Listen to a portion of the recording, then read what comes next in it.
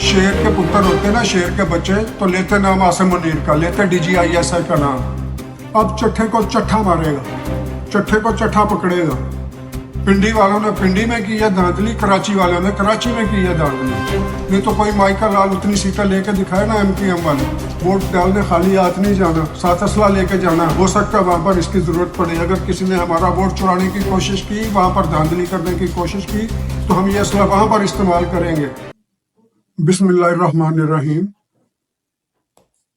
मेरा भी आज का मौजू वही है जो कि पाकिस्तान के अंदर सबके मौजू गुफ्तगू है, लेकिन इसके अंदर मैं थोड़ी सी एक तो बातें आपको वो इजाफी बताऊंगा जो पाकिस्तान के अंदर शायद नहीं बताई जा रही। पता तो उनको भी है, शायद बताने से गुरेजा इसलिए हैं कि वहाँ पर डर और खौफ हर वक्त रहता है सहाफ़ियों के ऊपर, और कोई अपनी ज़ुबान उस तरह से नहीं खोल सकता जिस तरह से कि खोलनी चाहिए, या बताना चाहिए, हक़ाइक़ बताने चाहिए।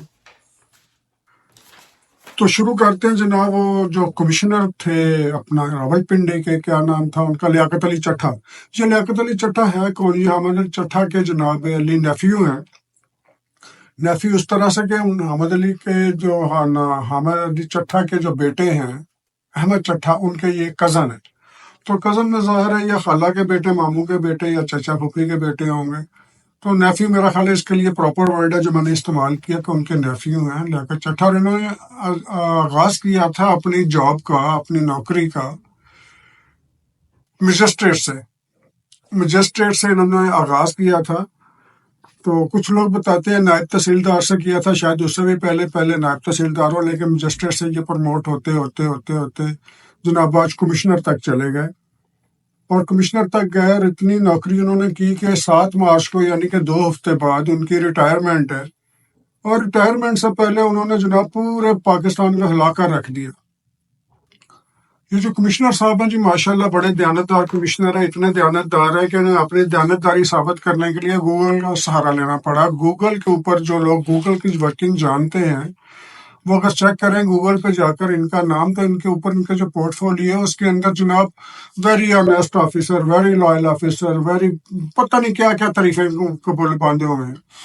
तो ये तारीफें या तो रेस्टोरेंट की होती हैं या किसी शॉपिंग सेंटर की होती हैं। ये अफसरों की इस तरह से तारीफें नहीं होती। हर अफसर से किसी ना किसी को कोई ना कोई नुकसान होता है, उसका ना कोई वो उसका क्रिटिसाइज भी करते हैं उनके।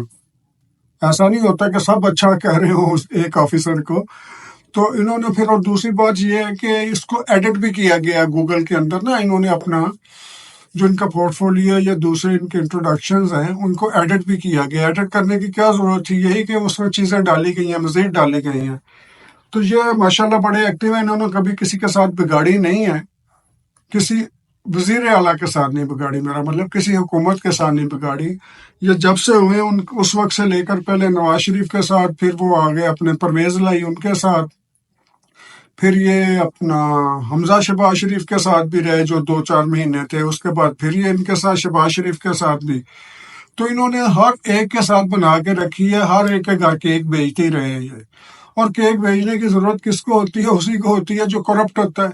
दूसरे बंदे को क्या, उसने तो सिर सुट के नौकरी करी जाए, मस्त मलंग अपना काम करते गए। और ये बड़े केक शेक देने के, गिफ्ट देने के बड़े ये माशाल्लाह मशहूर थे इसमें। तो इन्होंने जनाब कह दिया कि रावलपिंडी के अंदर मैंने धांधली करवाई है। ये रावलपिंडी के अंदर कमिश्नर साहब कहते हैं मैंने धांधली करवाई है। कमिश्नर साहब, आपका इख्तियार ही नहीं है, आपका बस ही नहीं है, आपकी जॉब ही नहीं है, तो आपने धांधली कैसे करवाई है? आप कमिश्नर हैं, एडमिनिस्ट्रेटिव जॉब है आपकी। जो अगर धांधली करवानी होती ना, हाँ आप यूं कहते कि मैं अपने डिप्टी कमिश्नर्स के थ्रू धांधली करवाई है, लाइन उनको भी इन्वॉल्व करेंगे इसके अंदर जिनकी जॉब है। या आप कहें कि हाँ मैंने पुलिस को या SSP को या SP को मैंने कहा है तो उनके थ्रू धांधली करवाई है। फिर SP बताएगा कि मैंने किस DSP के थ्रू करवाई है, फिर DSP बताएगा मैंने किस इंस्पेक्टर के थ्रू करवाई है।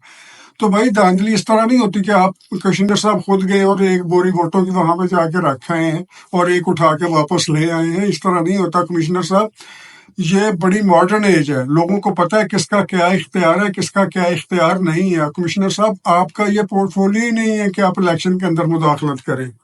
ٹھیک ہے آپ مشینری کے ہیڈ ضرور ہیں، لیکن آپ اسی طرح سے ہیڈ ہیں جس طرح کہ ایک ہاسپٹل کا ایم ایس ہوتا ہے، میڈیکل سپرنٹینڈنٹ۔ اگر آپ کہیں جی یہ ایم ایس کا ہے جی میں نے جا کے سرجری کر دی، سرجری بھائی اس کی جاب نہیں ہے، اس کی جاب ہے ایڈمنسٹریشن۔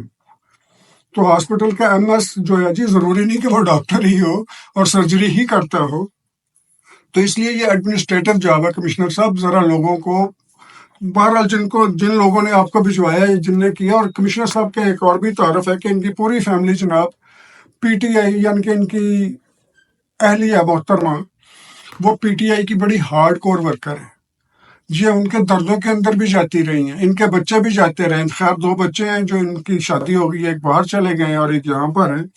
تو یہ پی ٹی آئی کے ماشاءاللہ بڑے اچھے ہارڈ کور ہیں، اور انہوں نے اپنا حق ادا کیا کہ پورے ملک کے اندر جس طرح پی ٹی آئی کرتی رہی ہے دھرنے پہ دھرنا، اپنی حکومت ہو یا opposition who, P T I نے ملک کے اندر انریسٹ کریٹ کر کے رکھنا ہے۔ یہ اس کا ایجنڈا، اس کی جاب ہے۔ یہ میں الزام نہیں لگا رہا، آپ ہسٹری دیکھ لیں خان صاحب کی۔ خان صاحب نے کبھی بھی کوئی بات مفاہمت یا مذاکرات کے ساتھ نہیں کی۔ یہ گھر کے اس بچے کی طرح جو بات بات پہ برتن توڑنے شروع کر دیتا ہے، اپنے ہی گھر کے، یہ ناراض ہو کے اپنے ہی گھر کے برتن توڑنے والے بچے کی طرح ہے خان صاحب، اور یہی کام ان کے فالوورز کر رہے ہیں۔ کبھی وہ کہتے ہیں جی ان سے پوچھو کہ کیا کیا ہے خان صاحب نے اپنے 4 سالہ دور میں، وہ جی ہاں وہ جی ان کی کرپشن پکڑی ہے۔ بھائی اگر کرپشن پکڑی ہے تو پتہ ہی کدھر گئی ہے۔ وہ نہیں جی اس نے شعور دیا، بھئی اگر شعور دیا، شعور گالی دینے کو ہی کہتے ہیں، تو اللہ تعالیٰ اس شعور سے بچائے۔ شعور کسی کے گلے پڑنے کو ہی کہتے ہیں تو اللہ تعالیٰ اس شعور سے بچائے۔ یہ ہر بات پہ کہہ دیتے ہیں ہمیں خان صاحب نے شعور دیا ہے۔ خیر بات کسی اور طرف چلے جائے گی۔ میں بات کر رہا ہوں جناب لیاقت علی چٹھا صاحب کی، کہ انہوں نے یہ حرکت کیوں فرمائی۔ وہ اب نارمل نہیں ہے، بے شک ہمارے وزیر اطلاعات عامر میر صاحب کہہ رہے ہیں اب نارمل ہے، حرکت انہوں نے اب نارمل کی ہے۔ وہ بڑے سیانے ہیں لیاقت چٹھا صاحب، انہوں نے یہ حرکت کیوں کی ہے۔ ایک بریک کے بعد میں حاضر ہوتا ہوں، یہیں سے بات شروع کروں گا اور بتاؤں گا کہ انہوں نے یہ حرکت کیوں کی۔ تو بات کر رہا تھا کہ انہوں نے یہ حرکت کیوں کی۔ انہوں نے یہ حرکت اس لیے کی جناب، اس کی 2-3 وجوہات ہیں۔ سب سے پہلی وجہ تو یہ ہے، اس وجہ بتانے سے پہلے میں آپ کو یہ بتا دوں کہ پاکستان کے اندر جم خانہ کلب جس کا ممبر ہونا ایک بہت آنر کی بات ہے، پرائڈ سمجھی جاتی ہے کہ I am a member of جم خانہ کلب۔ ظاہر ہر چیز کے اپنا انہوں نے رکھا ہوا ہے جی کہ کون ہو سکتا کون نہیں ہو سکتا۔ تو انہوں نے جم خانہ جا کے کراچی اور لاہور میں ہی تھے صرف اس سے پہلے۔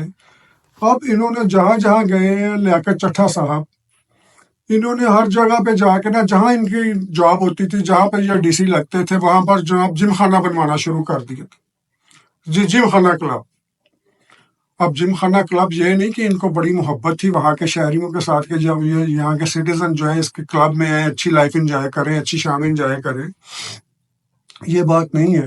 وہ اس لیے کرتے تھے، جم خانہ کلب بنواتے تھے کہ اس جم خانہ کلب کے لیے نمبر 1 تو فنڈز اپروو ہوتے تھے، وہ فنڈز لیتے تھے جم خانہ بنانے کے لیے۔ نمبر 2 وہاں پر ڈونیشنز لیتے تھے، اور ڈونیشنز بے بہا لیتے تھے، اور ڈی سی صاحب کہیں ڈونیشن دیں، کمشنر صاحب کہیں ڈونیشنز دیں، تو ڈونیشنز نہ ملے۔ وہ لوگ بھی ڈونیشن دینا شروع کر دیتے ہیں جنہوں نے گھر والے میں کبھی فقیر کو 1 روپیہ نہیں دیتے گاڑی میں بیٹھے ہوئے۔ تو ڈونیشن کا ڈونیشن اس لیے لیتے تھے کہ ڈونیشن کا کوئی آڈٹ نہیں ہے، کوئی حساب نہیں، کوئی کتاب نہیں، وہ کتنا پیسہ آیا، کدھر گیا، کہاں گیا۔ چلے گورنمنٹ کی فنڈنگ کا تو حساب کتاب ہو جائے گا۔ تو یہ جناب علیہ ان کی ایک بہت بڑی تعریف ہے، قوم کی بڑی خدمت کی ہے انہوں نے، جم خانہ بنوا کر، جم خانہ پہ جم خانہ ہر جگہ پہ بنوا دیا جہاں جہاں یہ نوکری کرتے تھے۔ شاید یہی وجہ ہے کہ اس طرح کی حرکتوں کی وجہ سے یہ جو موصوف ہیں لیاقت علی چٹھا صاحب، ان کے خلاف پنجاب اینٹی کرپشن کے اندر 4 انکوائریز چل رہی ہیں، 4 انکوائریز چل رہی ہیں ان کے خلاف۔ اور یہ بھی شنید ہے کہ ابھی نیب کا بھی ان کے خلاف کوئی ریفرنس تیار ہو رہا تھا۔ تو اس سے پہلے کہ جناب یہ پکڑے جاتے یا وہاں پر اینٹی کرپشن کے اندر یا نیب کے اندر، تو انہوں نے پہلے شور مچانا شروع کر دیا۔ انہوں نے لوگوں کو انوالو کر دیا کہ جناب میں نے کی ہے، جناب وہ کی ہے، مجھے پھانسی دے دیں، مجھے وہ کر دیں، مجھے یہ کر دیں۔ اس بندے ایسے بندے کی سزا تو ایسے یہی ہے جو وہ مانگ رہے ہیں۔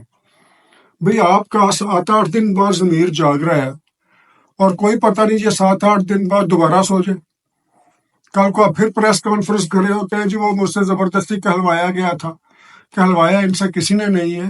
یہ عمران خان کے پیار میں، ان کے عشق میں، ان کی محبت میں، یا گھر والوں کا پریشر کے اندر وہ کہہ رہے ہیں نا اوورسیز کا پریشر تھا. بھائی اوورسیز کا آپ کے اوپر کیا پریشر ہے؟ کیا کیا آپ نے اوورسیز کے لیے؟ اوورسیز کا کیوں پریشر ہے؟ وہ آپ کو عقل ہو، اگر آپ کو اتنی ہے تو پاکستان میں رہنے والے پاکستانیوں کے پریشر کی بات کریں. اوورسیز تو وہاں کے نیشنل بن کے بیٹھے ہوئے ہیں، وہاں کے سٹیزن بن کے بیٹھے ہوئے ہیں. اوورسیز کا آپ پہ کیا پریشر ہے؟ آپ پہ اوورسیز کا کوئی پریشر نہیں ہے. آپ صرف ایک بات اسی طرح بنا رہے ہیں جس طرح آپ نے اس کے اندر انوالو کر دی ہے چیف جسٹس آف پاکستان کو.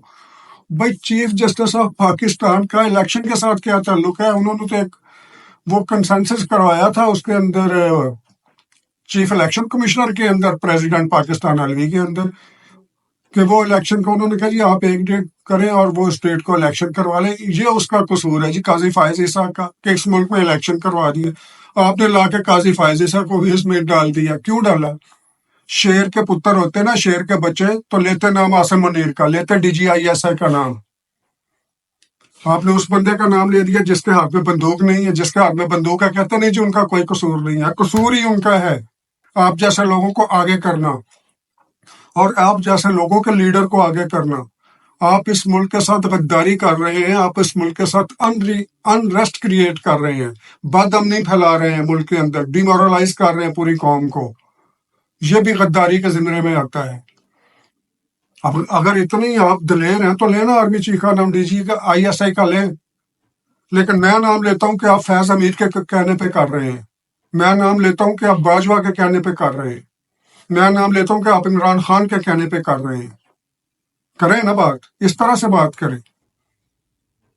آپ اس بندے کا نام لے رہے ہیں جس کا اس کے اندر عمل دخل ہی کوئی نہیں. کمشنر صاحب نہ آپ کا عمل دخل ہے اس کے اندر، اس دھاندلی کے اندر. دھاندلی ہوئی ہے ہر اس جگہ پہ ہوئی ہے جس جگہ پہ بندے کا زور چلا ہے.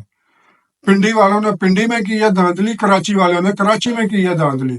نہیں تو کوئی مائیکا لال اتنی سیٹیں لے کے دکھائے نا ایم پی ایم والے. ٹھیک ہے الطاف دور میں لیتے ہوں گے، لیکن ابھی جو پچھلی بار پی ٹی آئی نے لی تھی، اب بھی پی ٹی آئی کا وہاں پہ زور تھا. کراچی کے اندر اب بھی پی ٹی آئی کا زور تھا. کدھر گئی ہیں پی ٹی آئی کی سیٹیں؟ وہاں پر دھاندلی کرنے والوں نے کی ہے دھاندلی. اور یہ دھاندلی انڈیویجولی ہوئی ہے، ہر جگہ پہ ہوئی ہے. جو جس علاقے میں طاقتور تھا اس نے اپنے حساب سے کر لی، جس کے جہاں پہ مفادات تھے اس نے وہاں پہ کر لی. اگر دھاندلی نہیں ہوئی تو واحد ایک شہر ہے جس کا مولانا فضل الرحمان صاحب الزام لگاتے ہیں، شاید ان کے کسی پولنگ پہ ہو گئی ہو، کے پی کے میں نہیں ہوئی. کے پی کے میں کیوں نہیں ہوئی؟ کہ کے پی کے میں الیکشن سے پہلے مسجدوں میں اعلان کیے گئے تھے، الیکشن سے ایک دن پہلے، کہ سب لوگ اپنا ایک کینڈیڈیٹ کر رہا تھا کہ آپ نے صرف ووٹ ڈالنے نہیں جانا، ووٹ ڈالنے خالی ہاتھ نہیں جانا، ساتھ اسلحہ لے کے جانا. ہو سکتا ہے وہاں پر اس کی ضرورت پڑے. اگر کسی نے ہمارا ووٹ چرانے کی کوشش کی، وہاں پر دھاندلی کرنے کی کوشش کی، تو ہم یہ اسلحہ وہاں پر استعمال کریں گے. اپنے ووٹر کو کہا گیا کہ اسلحہ لے کے جائیں. دوسری پارٹی نے بھی دونوں بندوقیں لے کے گئے، تو دھاندلی کس نے کرنی تھی وہاں پر؟ کوئی آر او مائیکا لال اتنا نہیں ہے کہ آپ کے لیے اس کے لیے اپنی جان قربان کر دے، گولیاں کھاتا پھرے. تو یہ ہوا ہے وہاں پر کے پی کے میں. مولانا فضل الرحمان کے ساتھ اگر کسی پولنگ سٹیشن پر یا کسی پولنگ پورے کا پورا حلقہ نہیں کہ حلقے کے کسی ایک گاؤں میں، کسی ایک پولنگ سٹیشن پر، کسی ایک سکول میں اگر یہ ہو رہی ہے دھاندلی، تو اس کا یہ نہیں مطلب کہ ہر جگہ پہ دھاندلی ہو گئی. اور اگر دھاندلی ہوئی بھی ہے تو کس نے کی ہے؟ مولانا صاحب کے خلاف کس نے کی ہے؟ پی ٹی آئی نے کی ہے نا. تو وہی پی ٹی آئی ان سے مذاکرات بھی کرنے جا رہی ہے. پی ٹی آئی نے ہی دھاندلی کی ہے، پی ٹی آئی مذاکرات کرنے جا رہی ہے. خیر وہ الگ موضوع ہے، میں اس کی بات کر رہا تھا. یہ جو ہمارے لیاقت چٹھا صاحب ہیں، لیاقت چٹھا صاحب نے یہ جو گیم کھیلی ہے صرف اس لیے کھیلی ہے کہ میرے خلاف انکوائریز جب آئیں گی، انکوائریز کے آنے سے پہلے ہی میں اس سارے سسٹم کو متنازع بنا دوں، اور متنازع بنا دوں تاکہ مجھے ہر کوئی کہے جی اس کو تو وہ سزا ملی ہے. جناب چٹھا صاحب، الجلیل جو ہے، الجلیل ہاؤسنگ اسکیم جو ہے، اس کے اندر آپ پارٹنر ہیں. اور یہ بھی سب کو پتہ ہے کہ ریاض ملک جو ہے پاکستان کا ریئل اسٹیٹ کا ٹائیکون، جسے بہت سے لوگ کبھی کیا کہا کرتے تھے، کیا خطابات دیا کرتے تھے، آپ پاکستان کے اندر جتنا بھی ہاؤسنگ سوسائٹی کی کرپشنز ہیں اور آرگنائز کرپشنز ہو رہی ہیں وہاں پر، آپ اس کے ساتھ شامل ہیں، ریاض ملک کے ساتھ آپ کا ریاض ملک کے ساتھ حصہ داری ہے۔ اس کے علاوہ جو آپ کے سمدھی ہیں اور غالباً آپ کے بیٹے کے وہ سسر بھی ہیں، ان کی بھی ہاؤسنگ سوسائٹی ہے وہاں پر، اس کے اندر بھی آپ پارٹنر ہیں۔ جبکہ ایک گورنمنٹ آفیشل بزنس نہیں کر سکتا، آپ نے ان کو فرنٹ مین کے طور پر رکھ کر وہاں پر بزنس کر رہے ہیں یہ ریئل اسٹیٹ کا، تو آپ کے خلاف تو بڑی انکوائریز ہیں۔ اور اس کے علاوہ اور بھی ہیں، محکمہ نہ تو خیر کیا ہوئی، لیکن یہ جو ہے نا جی، آپ کہہ رہے ہیں کہ جناب میں بڑا نیٹ اینڈ کلین اور میں بڑا سچائی سامنے لے کے آیا ہوں۔ سچائی آپ اس طرح سے سامنے نہیں لے کے آئے۔ سچائی سامنے لاتے تو آپ پروف دیتے، فلاں ڈی سی نے کیا ہے، ڈی سی اٹک نے یہ کیا ہے، ڈی سی جیلم نے یہ کیا ہے، ڈی سی چکوال نے یہ کیا ہے۔ وہ ڈی سی تو سارے اٹھ کے آپ کہہ رہے ہیں کہ جناب یہ سارا کچھ غلط بیان نہیں کر رہا ہے ہمارا کمشنر۔ آپ ان کے کمشنر تھے نا، یہ چاروں ڈسٹرکٹ تھے نا آپ کے پاس، پنڈی، راول پنڈی، چکوال، جیلم اور اٹک۔ وہ سارے ڈی سی تو بیچارے رو رہے ہیں کہ ہمارے اوپر ایسے الزام لگا دیا اس نے، یا تو ثبوت دے۔ ثبوت آپ کے پاس ایک نہیں ہے، سب کو آپ گندا کرنے چلے ہوئے ہیں۔ دراصل آپ صاف بتائیں کہ آپ اس ایجنڈا پہ کام کر رہے ہیں، فیض حمید کے ایجنڈا پہ کام کر رہے ہیں، باجوہ کے ایجنڈا پہ کام کر رہے ہیں، جو اس ملک کے اندر ایمرجنسی لگوانا چاہتے ہیں۔ کیا آپ کو نہیں پتا کہ وہ انہوں نے نواز شریف کی حکومت کیوں نہیں بننے دی، فیض نے اور باجوہ نے؟ وہ کیوں پریشرائز کر رہے ہیں ان کو، آرمی چیف کو بھی اور D G I S I کو بھی، کہ نواز شریف کو نہ لایا جائے پرائم منسٹر؟ وہ صرف اس لیے کر رہے ہیں کہ نواز شریف پہ انہیں اعتبار نہیں ہے کہ جب آئے گا، جب پرویز مشرف کا کیس کر سکتا ہے، اس کو سزا دلوا سکتا ہے، وہ ہمیں کہاں چھوڑے گا؟ اتنی سی ساری بات ہے۔ اب جب دیکھ رہے ہیں کہ نواز شریف کا بھائی آ رہا ہے شہباز شریف، شاید وہ اس کے تھرو یہ کام کروا دے، انہیں تو شک ہے نا جی، چور کو تو ہر وقت دھچکا لگا رہتا ہے۔ تو باجوہ اور فیض نہیں چاہتے کہ شریف فیملی آئے، حالانکہ میرے ذرائع کے مطابق جو عاصم منیر ہیں ان کا بڑا سافٹ کارنر ہے شریفین کی طرف، جبکہ D G I S I جو ہے ان کا جھکاؤ ہے پیپلز پارٹی کی طرف۔ لیکن ان دونوں میں یہ اس طرح کی ٹسل نہیں ہے، اس طرح کی رفٹ نہیں ہے، کیونکہ ابھی تک تو خیر ان کے خلاف کوئی اس طرح کی بات نہیں۔ آپ تو ایک سازش کا حصہ بنے ہیں، اور مجھے پورا یقین ہے، اللہ تعالیٰ آپ کو زندگی سے تندرستی دے، مجھے پورا یقین ہے اسی طرح کی ایک پریس کانفرنس آپ اور کریں گے، اور ہو سکتا ہے آپ کے دائیں ہاتھ میں قرآن پاک بھی ہو، کیونکہ آپ لوگ تو قرآن پاک کی اس طرح ہی فائدہ اٹھاتے ہیں نا، کبھی وہاں پہ سچا اٹھا لیا، وہاں پہ جھوٹا اٹھا لیا۔ تو جناب علی، ہم اس پریس کانفرنس کا بھی ویٹ کریں گے جو آپ نے کرنی ہے، کہ جناب سارا کچھ مجھے غلط فہمی کی بنا پر کروایا گیا، میں نے کسی کے کہنے پہ کیا، اور یہ آپ نے کرنا ہے۔ آپ کی طرح کے کمزور لوگ ہر کوئی خرید سکتا ہے۔ اگر آپ کو آج انہوں نے خریدا ہے بائیں بازو نے، تو کل کو آپ کو دائیں بازو بھی خرید سکتا ہے۔ تو لہٰذا میری نظر میں آپ قوم کے ساتھ غداری کے مرتکب ہو رہے ہیں۔ آپ قوم کے ساتھ، کیونکہ اس ملک نے کیا ترقی کرنی ہے جس ملک کے اندر ہر وقت دنگا فساد، دھرنے، جلسے، جلوس، سڑکیں بند، گاڑیوں پہ پتھراؤ، بلڈنگ پہ پتھراؤ، اس ملک میں کیا کسی نے انویسٹمنٹ کرنی ہے؟ کون کرے گا اس طرح کے ملک میں انویسٹمنٹ؟ اس طرح کا ملک کیسے ترقی کرے گا جس کے اپنے شہری باہر نکلتے ہوئے ڈرتے ہیں؟ وہاں پر فارنر انویسٹمنٹ کہاں سے آنی ہے؟ سی پیک کا پرابلم پڑا ہوا ہے پورے کے پورے، جناب آپ کو بھی اور آپ کے چاہنے والوں کو بھی، جن پہ آپ کہتے ہیں ہمیں ان کے کہنے پہ نکلوایا گیا۔ یہ خان صاحب کی بات کر رہا ہوں جو آپ کے لیڈر ہیں، کہ مجھے ان امریکہ کے کہنے پہ نکلوایا گیا۔ اب امریکہ کوئی خط لکھ رہے ہیں کہ جناب آپ نے مجھے نکلوایا تھا، ابھی مجھے جناب دوبارہ وہاں پر اقتدار دلوائے۔ کیا حرکتیں کر رہے ہیں آپ؟ خیر بات ادھر سے ادھر چلے جائے گی۔ یہ اس طرح کے ٹاپک پہ بات کرو تو کتنی دیر بندہ باتیں کر سکتا ہے؟ ہمیں یہ پتہ ہے کہ وہ شخص، وہ آدمی، وہ پارٹی اس ملک کی خیر خواہ نہیں ہے جو اس ملک کے اندر ہر وقت فساد، دنگا برپا کر کے رکھے، اور جس سے صرف باہر کے لوگ تو کیا، گھر کے لوگ کیا، شہر کے لوگ کیا، محلے کے لوگ کیا، اپنے گھر کے لوگ ڈر رہے ہوں۔ اگر آپ ان کی بات نہ مانیں، پی ٹی آئی والوں کی بات نہ مانے، تو ان کا نہ کوئی بھائی ہے، نہ ان کی بہن ہے، نہ ان کا کوئی باپ ہے، نہ ان کی ماں ہے، وہ سب کی ایسی تیسی کر کے رکھ دیتے ہیں۔ اور یہ کلچر ڈیولپ کروایا ہے خان صاحب نے، اور یہ کلچر کیوں ڈیولپ کروایا ہے، اس کی ایک بڑی ہسٹری ہے. یہ 100 200 400 سال کی بات نہیں ہے، ایک لمبی ہسٹری ہے اس کی کہ اس طرح کا کلچر کہاں اڈاپٹ کروایا جاتا ہے، کہاں پر انجیکٹ کیا جاتا ہے، کیا مقاصد پھر لیے جاتے ہیں وہاں سے. اس پہ بھی میں انشاءاللہ کسی ولاگ میں بات کروں گا. اس وقت تک کے لیے اجازت دیجیے. اللہ حافظ. نہیں، اللہ حافظ کرنے سے پہلے ایک اور بات سن لیں. چٹھا صاحب، لیاقت علی چٹھا صاحب، میں آپ کو یہ بات بتاؤں، میں تو اللہ حافظ کر ہی چکا تھا. لیاقت علی چٹھا صاحب اب چٹھے کو چٹھا مارے گا، چٹھے کو چٹھا پکڑے گا. وہ کیسے؟ پاکستان میں پنجاب اینٹی کرپشن کے ڈائریکٹر کیا ہیں؟ Director general, D G anti corruption Sohail Zafar Chattha. ان کے پاس آپ کی ساری فائلیں ہیں، چاروں کی چاری انکوائریز ان کے پاس ہیں. چٹھا صاحب آپ کو چٹھا نے پکڑنا ہے. اب اس کے ساتھ مجھے اجازت دیجیے. اللہ حافظ. انشاءاللہ اگلے بلاگ میں ملیں گے. بہت شکریہ.